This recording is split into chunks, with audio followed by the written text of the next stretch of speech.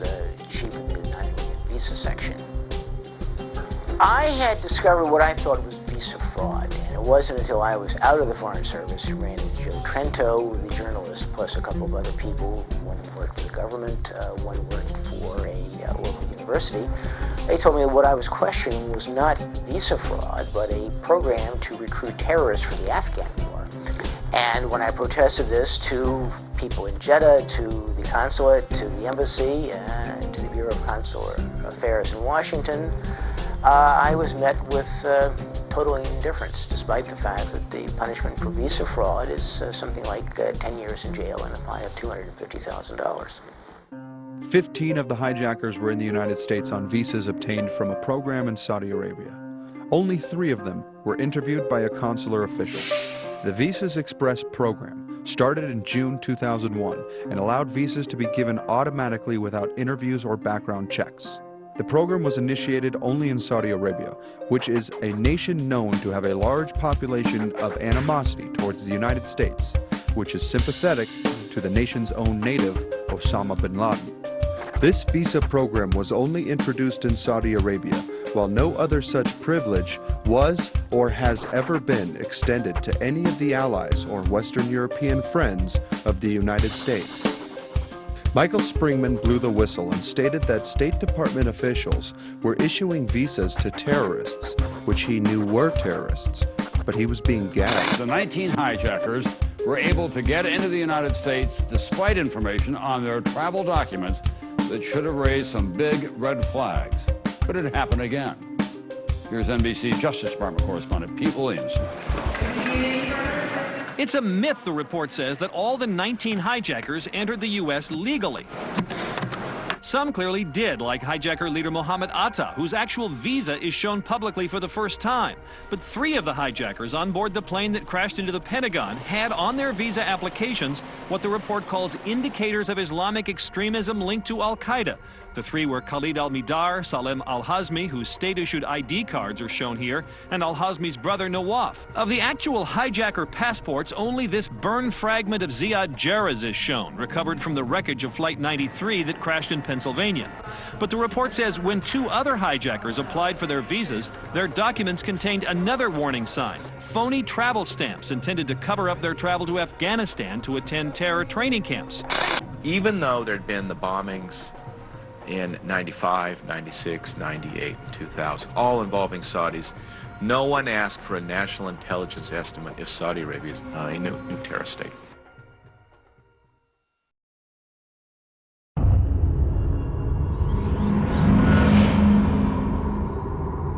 In April of 2000, Nayaz Khan, a British citizen originally from Pakistan, was recruited by al-Qaeda. It was over a year before 9/11, a Pakistani-British man told the FBI an incredible tale, that he'd been trained by followers of Osama bin Laden to hijack airplanes, and he confessed he was now in America to carry out an attack.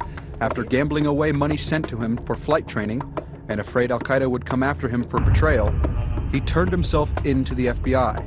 He detailed the plot to fly a hijacked plane into the World Trade Center, in which he was a part.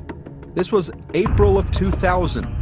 A member of the attacks turned himself in and confessed to the attacks. He also disclosed that other agents were inside the United States. Khan tells NBC News that for the next few weeks, he was trained by al-Qaeda to hijack passenger planes and sent to the U.S. But when he told the FBI, headquarters was skeptical and ordered him released. I told him before the 9/11, about more than a year, we hijacking in America Airlines. Khan says he was sent to Lahore, Pakistan, and along with perhaps 30 others, taught hijacking basics. Did you think about all the other people you would have killed? No. You didn't care? Not that time. If I die, it doesn't matter. Because this life anyway, it's no good. After about a week, Khan says he was given money to fly from Pakistan to Doha, Qatar, London, Zurich, back to London, then to New York, observing flight operations. Upon landing at JFK Airport, Khan says he was supposed to go to this taxi stand, find a man in a white prayer cap, and use a code. Khan claims he got cold feet. Instead of meeting his contact, he slipped away, gambled away all his money, and in fear turned himself in and confessed. I've been to Pakistan. I know about this hijacking, something going on. For 3 weeks, the FBI in Newark interrogated Khan, created composite drawings of his terrorist trainer and a fellow student. NBC News has learned Khan passed not one, but 2 polygraphs. A former FBI official says Newark agents believed him, but word came from headquarters, quote, return him to London and forget about it. Another man, Randy Glass, claimed he knew of the coming attacks. Glass was an undercover operative trusted by the U.S. working for the FBI as an informant. Dateline obtained dozens of tapes of a government informant talking with people about arming terrorists, including this New Jersey man named Dia Moishan. I'll take you to the border between Afghanistan and Pakistan. The talk is deadly serious. I'll kill him. I'll kill you. And there's no attempt to conceal who might ultimately receive the weapons. He is very connected to the Taliban. You know who supplies him with money? Who? Osama bin Laden.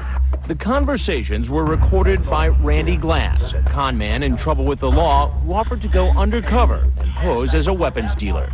The cover story was that I had people that were stealing these military weapons. From the U.S. military? Correct, from the U.S. military. The investigation, which ran from 1998 to June 2001, was orchestrated by agents from the Florida offices of the Bureau of Alcohol, Tobacco, and Firearms and the FBI. Randy Glass's undercover work eventually led to a dinner meeting in New York with a mysterious man from Pakistan named R.G. Abbas, who Glass says made no attempt to hide his feelings for Americans. And he told me that Americans were the enemy. And he looked around the restaurant and he said, we would have no problem with blowing up this entire restaurant. We would have no problem blowing up this entire restaurant. Because it's full of Americans. And Glass says Abbas's people wanted to buy all sorts of weapons, even components for a nuclear weapon. They inquired if it was available.